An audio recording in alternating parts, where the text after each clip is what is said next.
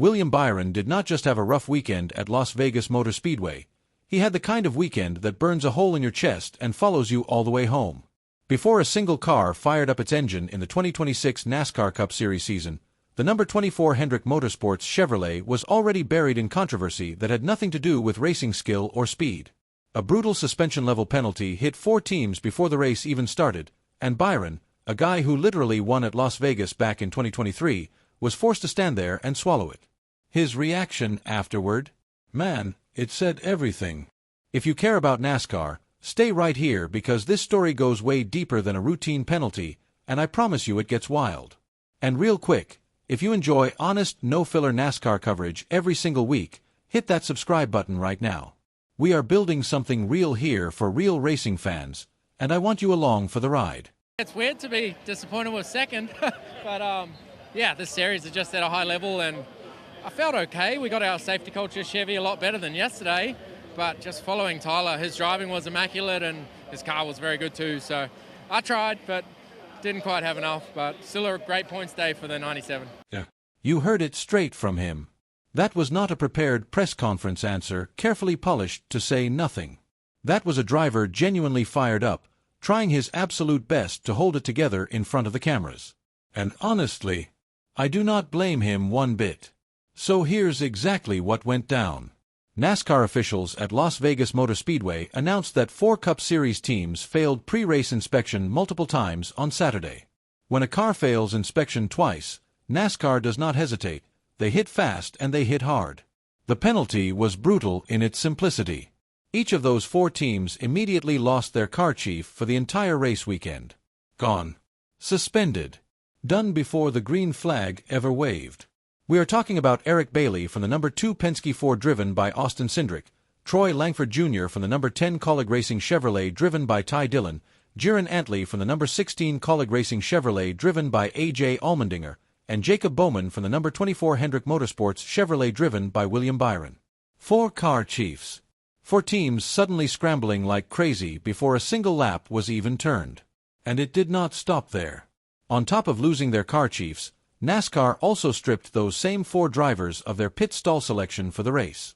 Now if you have been watching NASCAR for any serious amount of time, you know that pit stall position ain't just some small detail teams barely think about. A bad pit stall means slower pit stops, more chaos on pit road, and lost track position at the absolute worst moments.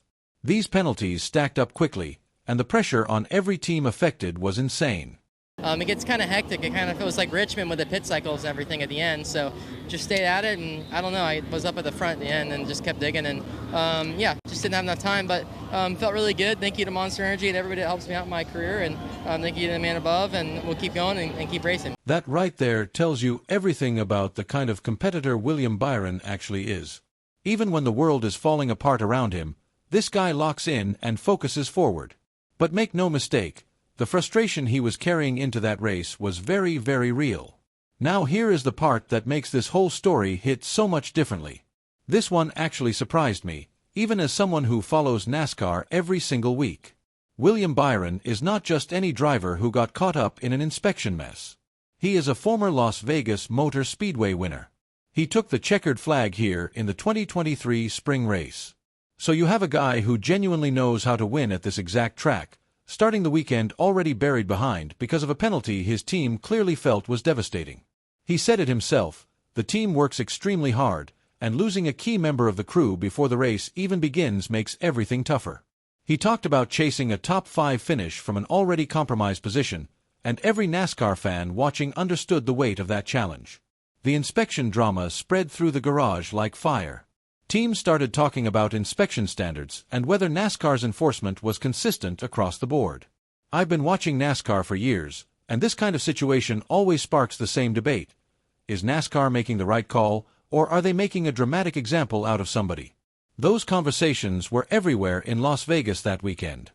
Got me a tire advantage over the field, and then I was able to salvage a good finish out of it. So, yeah, it was an off-road course race for us. Normally we're stronger than that, and got saved by some newer tires. See, even drivers from Joe Gibbs Racing like Christopher Bell and Ty Gibbs are watching this stuff closely. Because if a suspension-level penalty can drop on a powerhouse like Hendrick Motorsports before a race even begins, it can absolutely happen to anyone on any given weekend.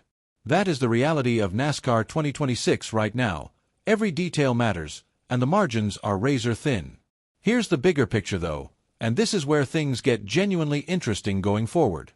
With road course season approaching fast, including the Duramax Grand Prix at Circuit of the Americas, teams need everything clicking perfectly. COTA is the kind of event where car setup precision and crew communication can completely make or break your result. Road course drama at COTA has ended many strong championship runs before, and any team heading into that race with key personnel disruptions or lingering momentum problems from Las Vegas is going to feel it.